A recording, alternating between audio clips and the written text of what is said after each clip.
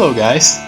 Welcome to my first tutorial about stick figure fight using Adobe Flash CS3. In this tutorial, I'll be talking about some basic concepts about drawing a stick figure and the setup that I like to use when animating. Some of the things that I'm going to talk about here was already been said by Ian, so you can check his stuff out if you want as well.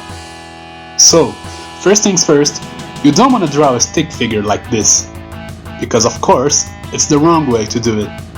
This way it doesn't have any joints, and you must draw what I call breaks, like these, separating knees, feet, elbows and torso. Most of the time I like to start with the legs, but sometimes I start with the body.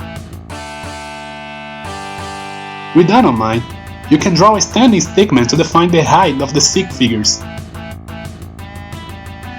Then, create a layer and add two lines marking the height of the legs and the height of the body. These lines will be there throughout the process of the animation, preventing unnecessary resizing. Other thing I like to do when animating stick figures is enable this option here, which turns your drawings into drawing objects. That way, it will have separate limbs that you can correct easier, in my opinion, if any mistakes are made. If you disable it, it will be all the same drawing object, which you can see here.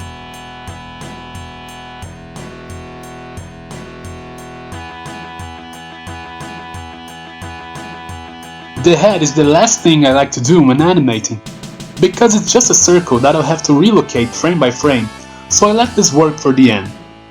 It may sound really hard working, and actually it is, but believe me, after everything's done, adding heads will be like a rest for your hands.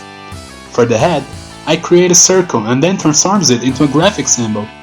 That means that if I happen to decide resizing it at some point, I won't have to edit all the frames again. Instead, just resize this graphic symbol. Here, let me show you an example. If I made an animation and the heads are like this, and after done a couple of frames I found it to be too big, I don't need to edit all the frames again. Instead, just click 2 times on the symbol, or you could go to your library where all your scene was gonna be, and click twice here. Inside the symbol, you resize it by pressing Q, or selecting the circle and going here at this tool. Click on it and resize. Now, let's see what happened with the stick figures on the stage. As you can see, all their heads are smaller, and that will happen with all the frames of the animation.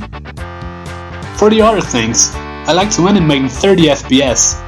That means it will play 30 frames every second in the animation. You can change the frame per second height by clicking here.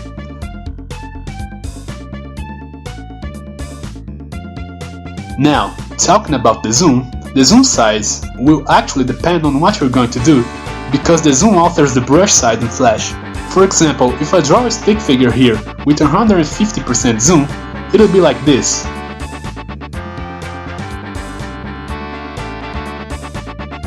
Now look at what it will look like with 300% of zoom.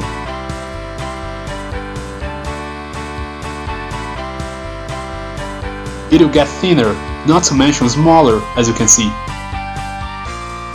In my Attack on Titan stick fight, for the Titan part, I let the zoom in 50% because that way I could draw the sticks big and thick enough for the scenario I created.